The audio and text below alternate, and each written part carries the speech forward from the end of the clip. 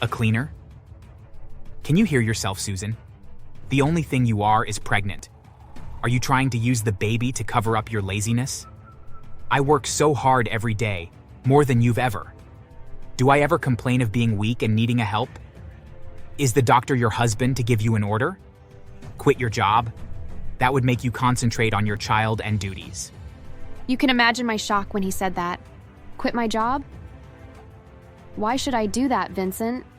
You know how much I love my job. How could you ask me to quit?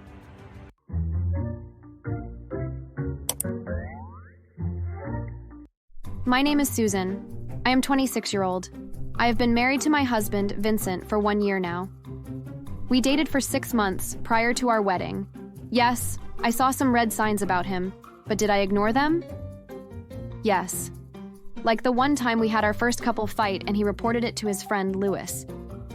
You need to be more patient than he is, Susan. You're both in a relationship, and he isn't cheating on you. That's more than enough reason to endure whatever he does.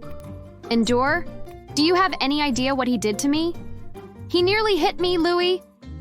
But he didn't, did he? He has every right to, but he didn't. That's to show how good of a partner he is. You should apologize to him. Did I apologize?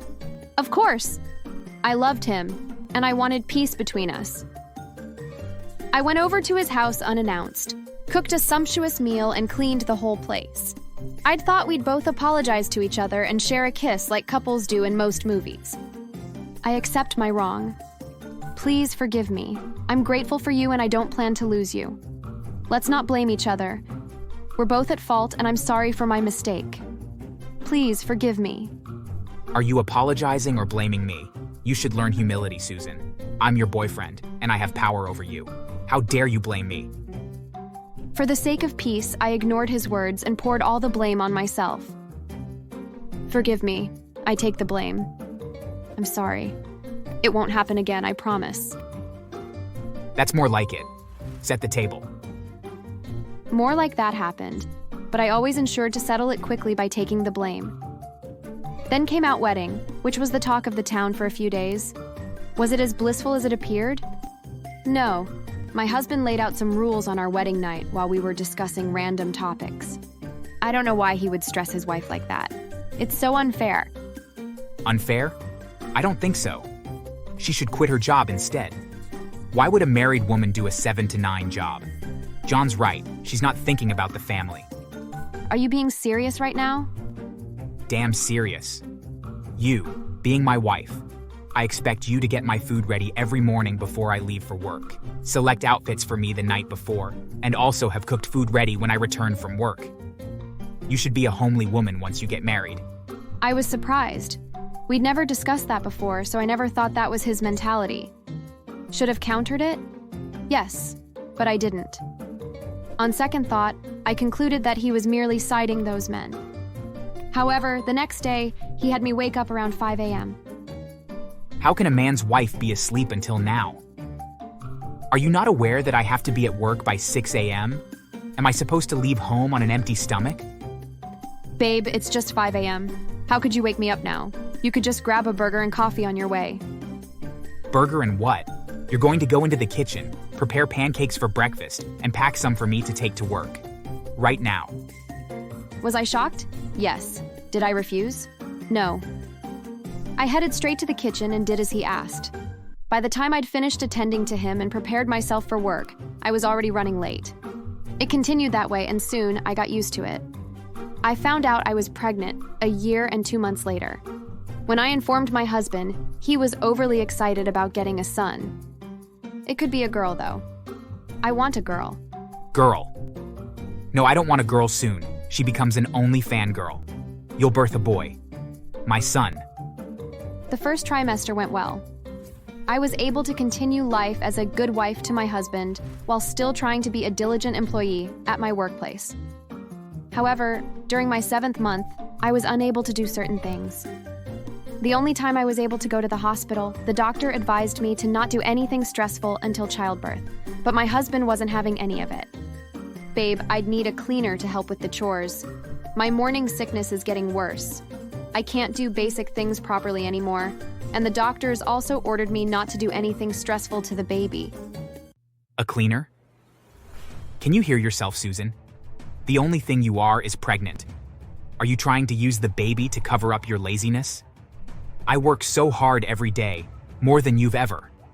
Do I ever complain of being weak and needing a help? Is the doctor your husband to give you an order? Quit your job? That would make you concentrate on your child and duties. You can imagine my shock when he said that.